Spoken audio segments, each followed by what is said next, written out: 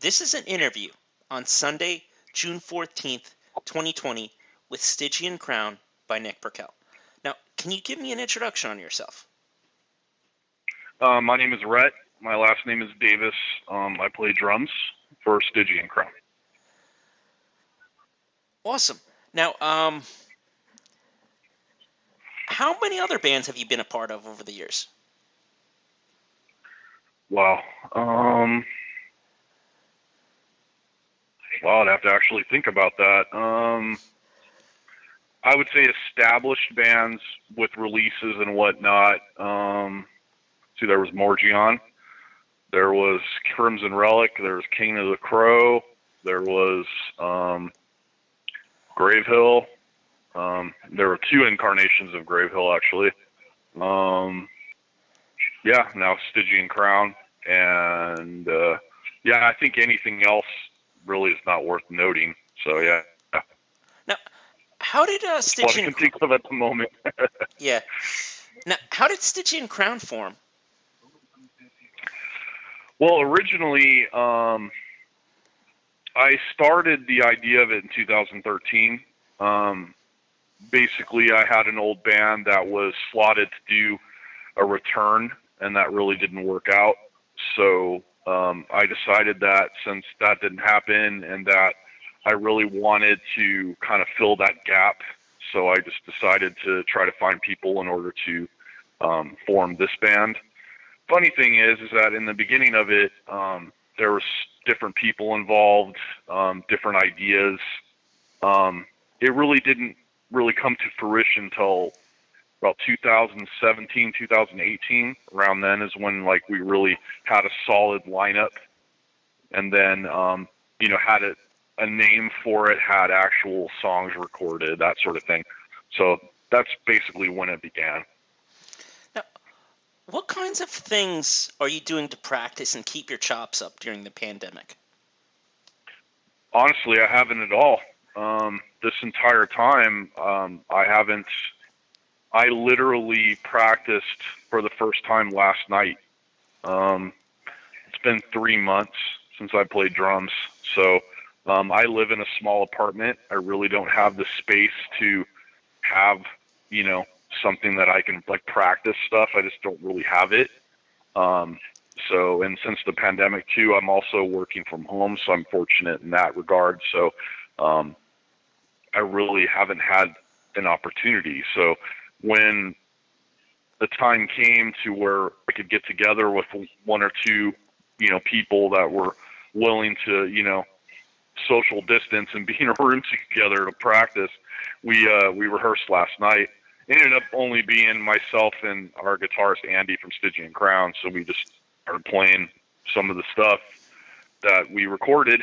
And it's a bit rusty, but we actually practiced. But the other thing I should also admit is that my rehearsal room's not exactly down the street, so it's not like I can just, a couple blocks and, start jamming. So it's like a 30-minute drive. So, it's not convenient to go there if I just wanted to go on my own. So there was that as well. Not to mention that there's just been so many compounded things. I mean, you start with the pandemic and then work issues, and then eventually once that all started to kind of feel like it was a norm, then all of a sudden there was social unrest.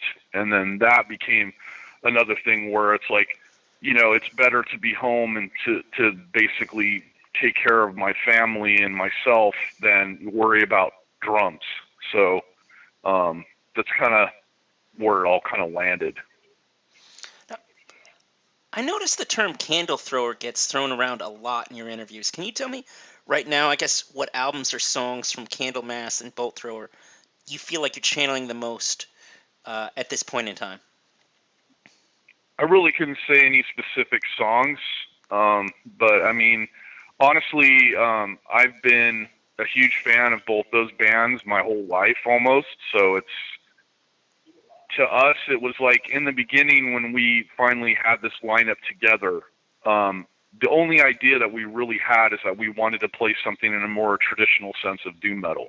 I didn't want to do anything that had anything to do with sludge or had harsh vocals or anything that was like extreme in that category. I wanted to be like Candlemass, like Solitude Eternus. That was what I was aiming for.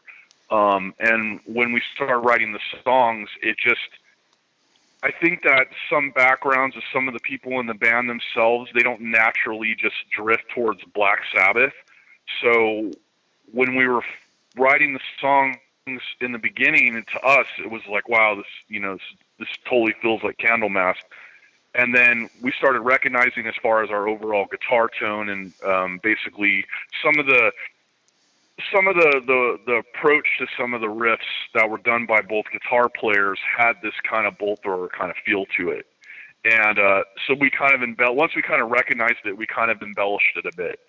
Honestly, I think that some people might not necessarily see the correlation with bolt thrower, but to us, it stands out to us. And I mean, any kind of creative outlet is an interpretation. So in this regard, I think that as far as how we're writing these songs, that's just how we envision it. And maybe now that we've established ourselves as a band, we can basically kind of view some of our strengths and then kind of embellish on those now, since we kind of feel like we have, more of a stance on what we're doing. But I mean, the candle thrower thing too was really it wasn't intentional. We didn't decide this is what we were going for. It just kind of happened that way. And in some aspects too, some of the guys' backgrounds too kind of lean more on the extreme side of things than they do, again, on traditional doom metal. So I think I'm the only one that really has a long-term background in doom. So everyone else is kind of inputting their own kind of, ideas into it to make it what it is. I mean, that's kind of the beauty of doing this anyway, is that sometimes intentions or not, it's the creative outlet, again, as an interpretation. Can you describe the moment when you realized Markelson would be the right person to mix and master your album? And what kind of back and forth conversations did you have with one another describing your vision on how you wanted the album to turn out? Well, I mean, in answering that, I have to explain my relationship with Mark. Is that Mark and I are pretty good friends. We're pretty close friends. So him and I have been in contact with each other for numerous years, a few decades at this point. So him and I basically, I think the first conversation about it is when he heard the demo, he was upset that I didn't give him the songs to mix. And I jokingly said, hey, you're on the other side of the planet. I mean, how am I going to be able to mix something with you out here so far away? And, we basically just kind of joked around with each other about it, but he was really serious about, hey, I really want to work on these songs. So he was even offering to remix the demo, which I was adamant about not doing, because we kind of felt that we could always just re-record the songs and make them a bit better than they were on the demo. And then by giving all these songs at once to one person in order to mix and master, it's one fresh thing. So I think that he just basically said, I'll do it. And I told him that, okay, but the only caveat to that is that you had to do some vocals and some, you had to contribute some kind of musical something to it in general, a guitar solo, something. So, he laughed and agreed, and then, pretty much, honestly, it really wasn't much of a conversation. We just basically was like, I want to work with you. I want to work with you. Come on, let's do this. Let's make it happen. So that's what happened. Okay, following that up, I adored the dark and foreboding narration by him at the start of 2 Coins for the Ferryman. Please tell me about the introduction and what it was like composing that song. Well, when we first where the main riff was something that Nelson on guitar had come up with, and it kind of took a little bit for us to kind of figure out how we were going to start it. And then also too was like it was kind of difficult as far as what kind of speed we were going to go with it. Again, with this band, we're not trying to like be that archetype of doom metal where you have to follow every single one of these traditions in order to be that band. That was really not our intention. We wanted to walk our own path. So in that regard, with this song, when we started writing it, we just liked the up tempo of that riff, and to me, it also kind of felt more of a traditional hard rock song in a sense, at least as far as the structure goes.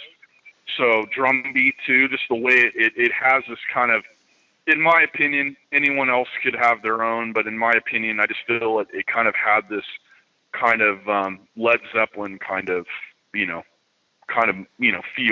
And when we put the song together and we had all the structures together, we had everything together, Melissa started writing all the vocal ideas for it. All we really had an idea for was what the song was going to be about.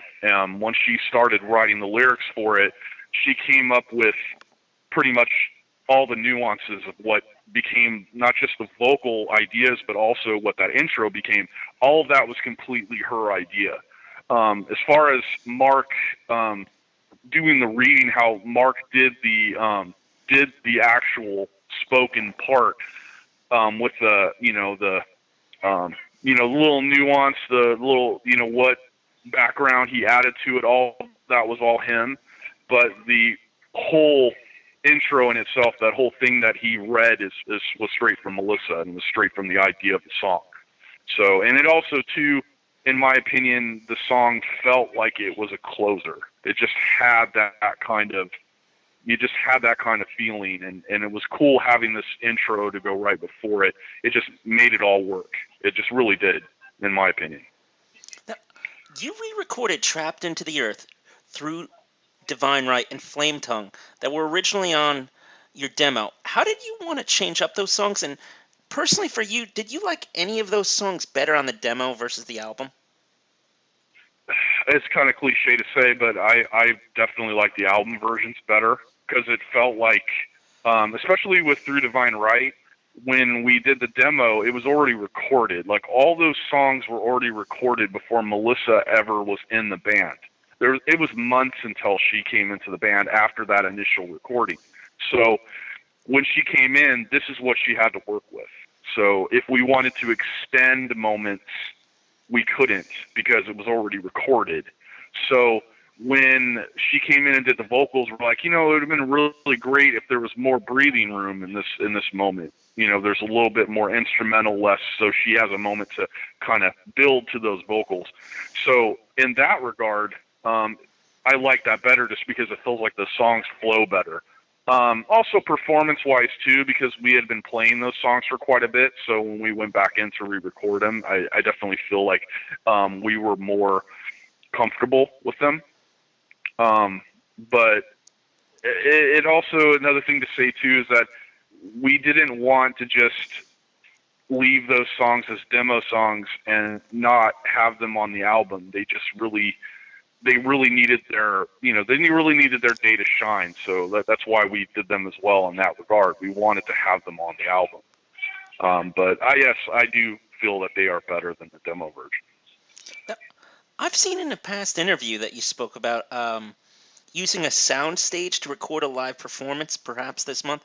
Can you tell me about what the idea is for that, and maybe any interesting rarities or a cover song or something? Okay, well, how that's working out is that we have a friend that has a sound stage, and he has sound gear. He has basically, it's a studio, so he has studio gear there. So we have the ability to mic everything, everything. So it's not just like a live sound, it's a studio recorded sound. Literally studio mics, what have you.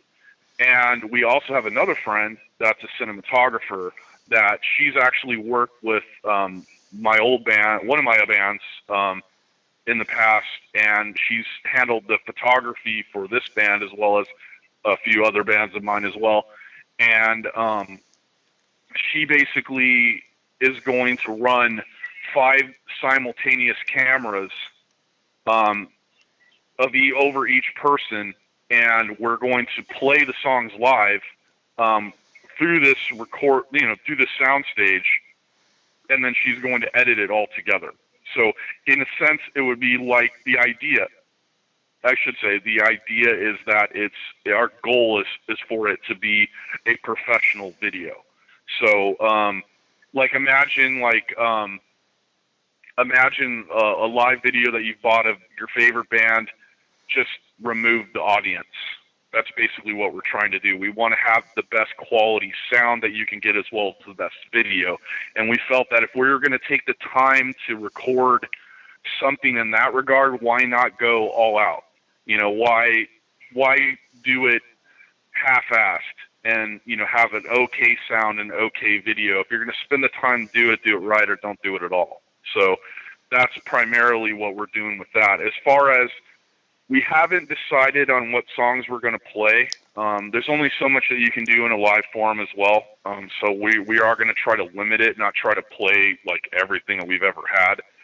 So we're going to handpick some of the songs from the album, and we do plan to do a cover. But to be honest with you, I really don't want to say what it is.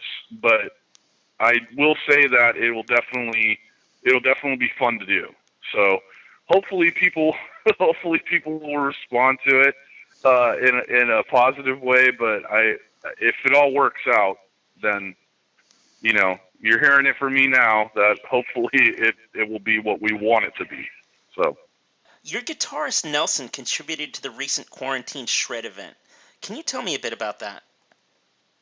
Yeah, we have a close friend within the community, Adrian, that passed away recently, and it was really sudden, and we just kind of hit everyone. It just hit everyone really hard, and he's an amazing photographer and videographer, and I don't know how many shows that he's videotaped, shot photos of so many different shows and bands, of my friends, myself.